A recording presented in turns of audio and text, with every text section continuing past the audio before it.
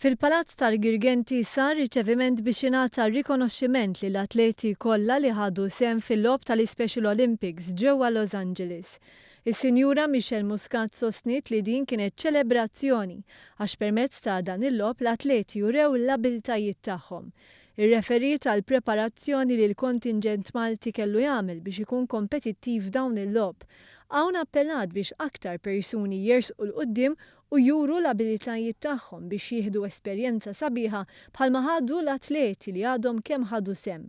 Anna Kallejja li tmexxi t-tim nazzjonali tal-Special Olympics irringrazzjat lil Marigold Foundation u lis-Segretarjat Parlamentari responsabbli għall-isport għall-appoġġ u s-sostenn finanzjarju biex għadd ta' persuni b'diżabilità setgħu jipparteċipaw f'dawn il-logħob.